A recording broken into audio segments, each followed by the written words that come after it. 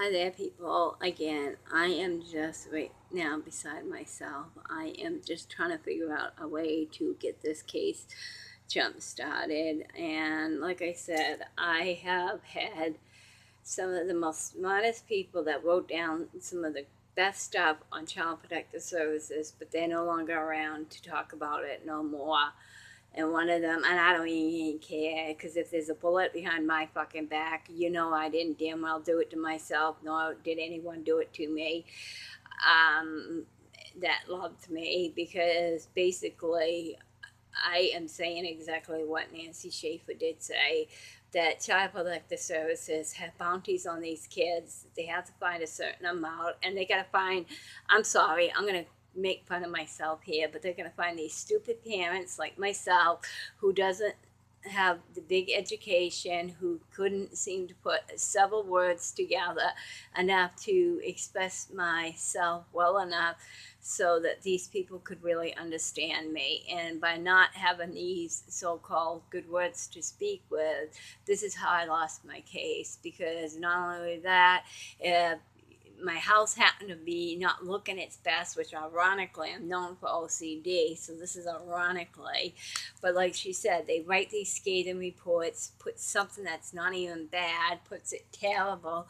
All you have to do is go and look up her report, or look up Alex Jones talking to Senator Nancy Schaefer on YouTube. And you can also look up on Anonymous. They all talk about her. They all tell what well means that she had to try to get this opened up, how other senators didn't want to be bothered to talk to her, because I think they knew, like anybody, a secret, and you don't want to expose it because you're afraid you're gonna, make waves. And sadly, she made waves, good waves, but not the waves people want, because that means that takes away financial funding for other people's pockets.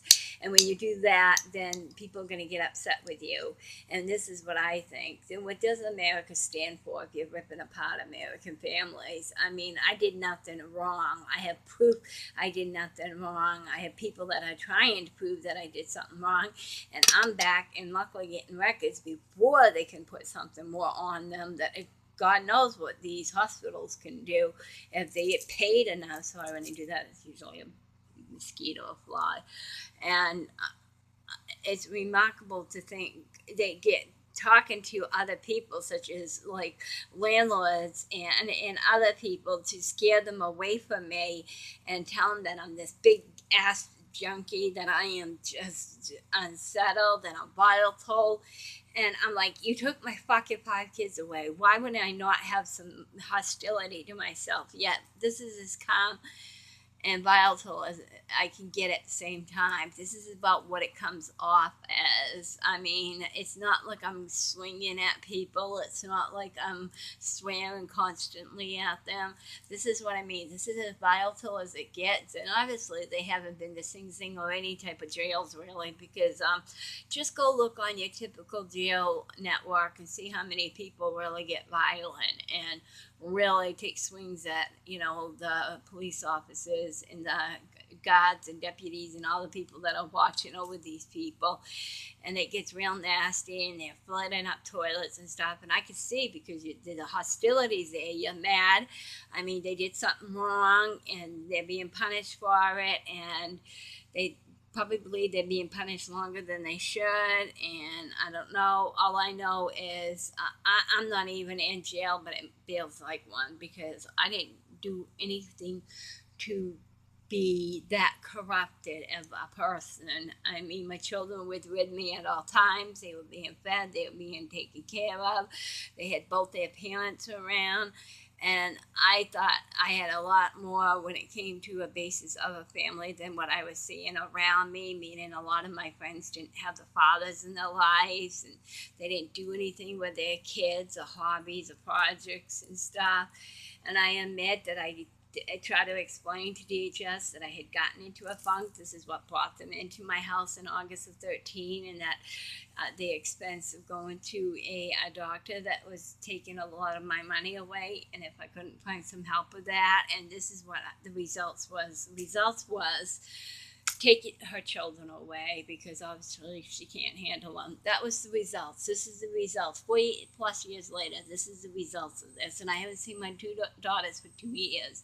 They must think that I hate them, or that I'm not trying to get at them, or that I am this big ass junkie that's going on the streets every day. I mean, I know if I'm not trying to be that psychoness to myself, I know people have probably been watching me just to see what I'm up to, because they question where I am, but yet somehow they seem to have answers. They have the wrong answers, but they have the answers that they think they probably should have, such as if she's not around with Milton or something, then she must be out doing drugs. Well, I'm not doing drugs. I'm sitting here trying to get things done and learn stuff and study stuff. So where are you getting this drug deal event going on?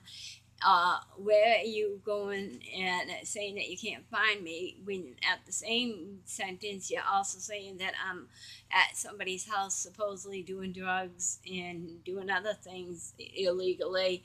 Yet you don't know where I am, but you could still write this shit down. I don't understand. And also write down, that they've seen me do stuff. When, how can you see somebody? Do you have pictures? Do you have a tape of me doing anything wrong? Because I bet you wouldn't have a picture of me doing anything wrong, because there wouldn't be nothing to take a picture of. What, me beside my mother's grave, me walking to my doctor's appointment, me walking on the streets on Congress Street, me once in a blue moon at Walmart, or grabbing something out of a store like Hannaford, something to eat, or once in a while grabbing a bean salad. I mean, what the fuck do you guys supposedly think I'm doing with my time?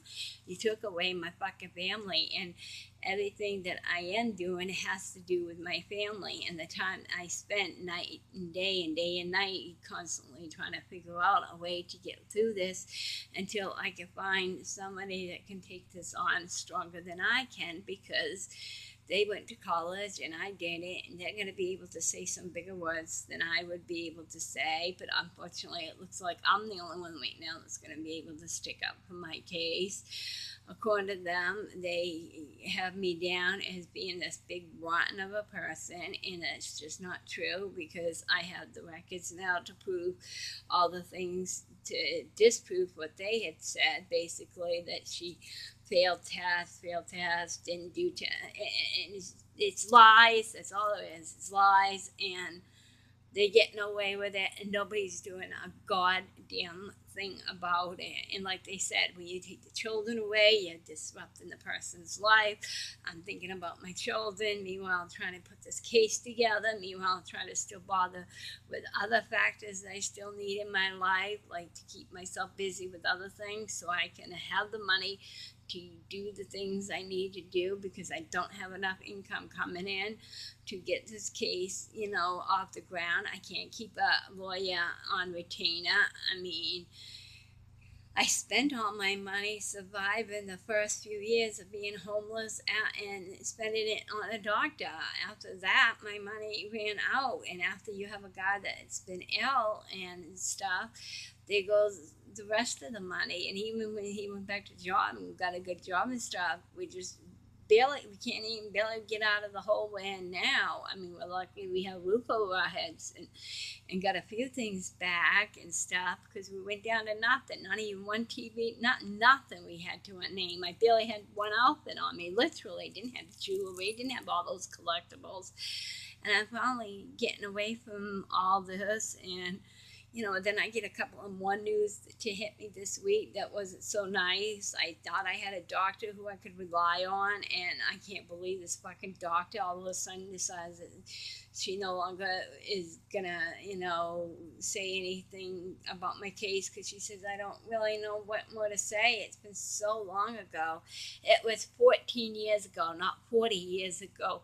And you are the one that put me on the medication yourself. So you do have something to say about the case, because you're the one that actually put me on the medication yourself. So I don't understand this. Where did she all of a sudden get off to say, oh, I don't know, I forgot all about it when she wrote me notes saying, if by any chance you have any problems with this medications, please contact me, or to try to get yourself help if you found some problems with it. Da da da. Like any doctor usually leaves off. Contact me if you have any other further questions, etc., etc. And I did call her. She called me one day and said, "Oh, you got two scripts going in at the same time." They called me because it didn't look right. That was the time I had that little period where I finally recognized what withdrawals were, because I didn't have it for a while, and that was my first recognition of withdrawals, because I didn't have medications for a while, and then I realized, oh, this is what they mean by withdrawals, and that was well over 10 years ago. And after that, she said, so you better be careful when you put these in. Don't put, several prescriptions for several of the same things. These are all narcotics, and they're not going to give you loads of them. And so she explained how that worked. And obviously, it sounds dumb now, but back then, I didn't know the difference between an oxy and a, codeine. I do now. To me, no, I don't know the exact science of how it's exactly made, but I know what they definitely mean by when they're pretty much alike. And some factors, obviously, that ran through my head with the opiate and the chemistry to it. But back then, I didn't know, so this is where the mistake lied. And next thing you know, I had to learn by pharmacy kind of gave me the third degree about it. Like I already knew what I was doing when I didn't, because I never dealt with this shit before.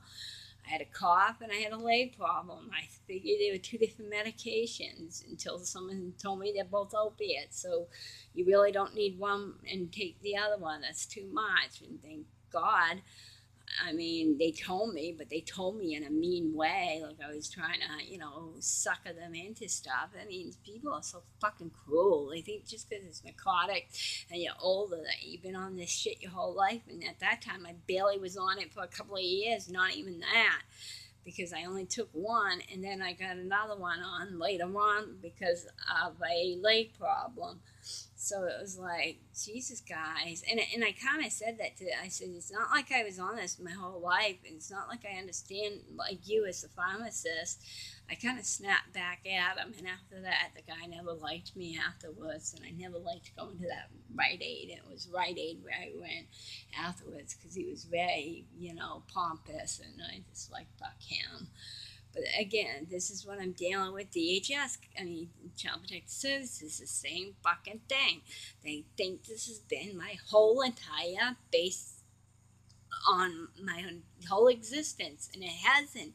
You're talking about a person that did yard sales and flea markets and help people clean and all the shit that I mentioned before, and nobody is working with me at all to try to fix this. And I don't believe they do all these fucking talk shows and everything. How can they not do a fucking talk show on a mother that had her children taken away illegally, saying in these records that I did drugs and I didn't do the drugs and medication? There's a difference. I didn't do illicit drugs. I did medication, and I did get a dependency and went back on something to try to help me with my dependency. And I was told, if you took this, you're going to lose your kids. They never said that to me. And now I'm getting blamed big time for this, because they're like, I have no control of it. If I didn't have no control of it, why do I have sticks of all kinds of medication? Why do I can have alcohol in my house if I'm such the big fucking user of dependency type opiates and drugs and alcohol? How come people downstairs from me, they sell pot and they sell crack and stuff all around me? I don't go buying that shit, and if I wanted to, I could sell some of my crap and buy it, but I don't, because I'm not like that. I just can't say it enough. I mean, this is just like, what do you do when you don't have no one who really believes in you? I don't have my parents no more to talk about, too. My guy gets so upset with me because he doesn't no longer know what to say to me to calm me down. I mean, we're on each other's side to some degree, but he already had his fair share of hiccups with Child Protective Services. So he's afraid anytime that I'm going to be a big mouth that's going to get them right back over here. And that's sad because I'm just trying to stick up for my rights. I fuck it. We don't live in America no more, people. We just don't. Because if we really did, we would have found ourselves having some more civil of this happening.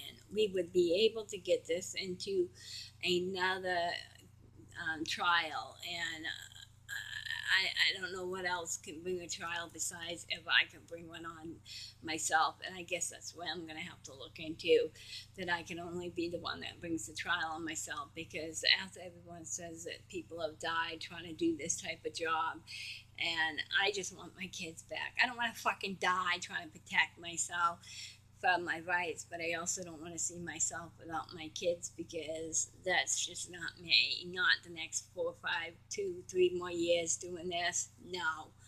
I barely said I could survive the next few years. I said, oh, this last one in a few years, I am not going to do well.